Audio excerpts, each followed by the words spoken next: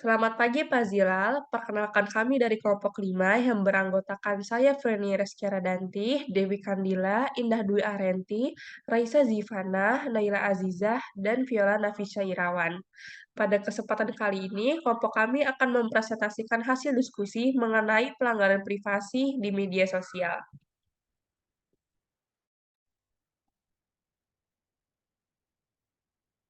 Baik, terima kasih Fioni. Berkaitan dengan yang telah tadi Fioni jabarkan, kami akan mengangkat isu yang pertama yaitu perekaman dan pengunggahan yang dilakukan secara ilegal, dan yang kedua tentang penyalahgunaan data pribadi dan akses yang tidak sah. Alasan kami memilih topik pelanggaran dan privasi di media sosial dikarenakan maraknya kasus pelanggaran privasi di era saat ini, khususnya dalam bermedia sosial.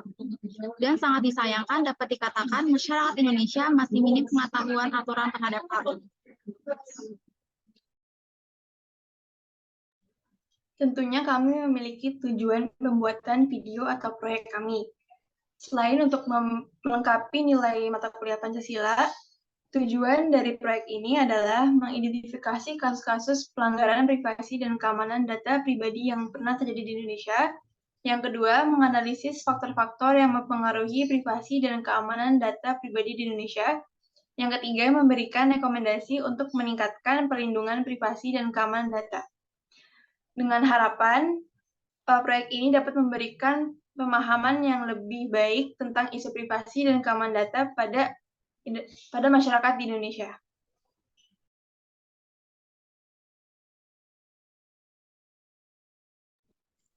Dan yang selanjutnya adalah konsep video.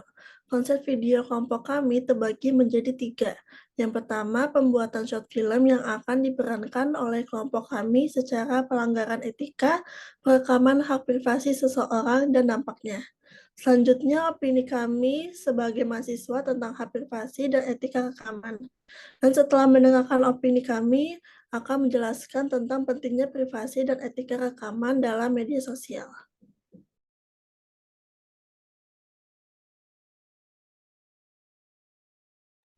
Lalu ada target audiens yang menjadi tujuan utama dari proyek kami.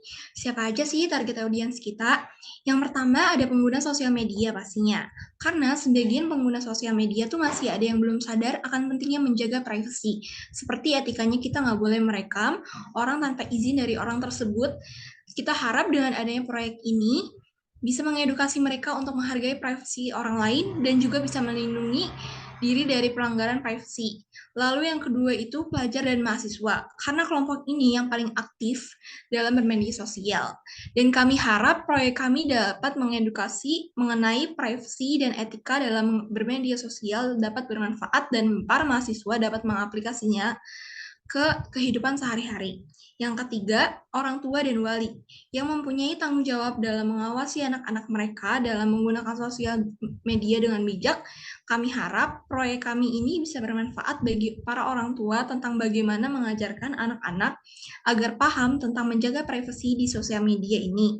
Dan yang terakhir, pemilik bisnis atau pengelola komunitas online, di mana mereka harus memastikan bahwa karyawan mereka sudah memahami tentang penjagaan privasi di sosial media dengan baik dan mematuhi aturan tersebut. Dengan memilih target audiens, kami harap pesan yang ingin kami sampaikan dapat dimengerti dan dapat diterapkan dengan baik.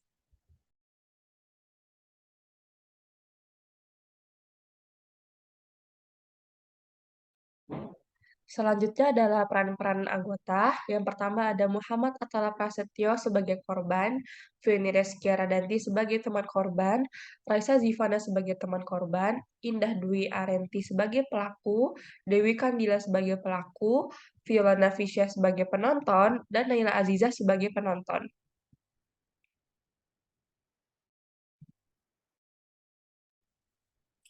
Di sini saya akan menjelaskan secara garis besar short film yang akan kami buat. Yang pertama, di scene pertama, korban dan dua teman korban baru saja selesai dari suatu tempat lalu keluar gedung bersama. Di scene kedua, korban menyuruh dua teman korban untuk pulang duluan karena dia ingin makan sendiri di kantin. Di scene ketiga, pelaku pergi ke kantin dan melihat orang yang tidak mereka kenal sedang makan sendiri, yaitu si korban. Di scene keempat, Pelaku memvideokan korban untuk tren TikTok dengan caption merendahkan seolah korban adalah korban bully yang menyendiri. Video yang diunggah akhirnya viral dan di scene kelima, keesokannya, korban yang tidak tahu apa-apa kaget karena dirinya viral di TikTok dan banyak yang salah menilai dirinya sebagai orang culun yang tidak punya teman dan si korban merasa risih dengan reaksi orang-orang bahkan beberapa kali dia menerima serangan verbal dari orang-orang. Di scene keenam, penonton video yang ingin pergi ke kelas bertemu dengan si korban di dalam lift. Dia mengejek korban karena menilai korban adalah orang culun yang tidak punya teman di video yang viral. Di scene ketujuh, korban yang tidak kuat akhirnya mengambil cuti kuliah dan pergi dan berobat ke psikolog.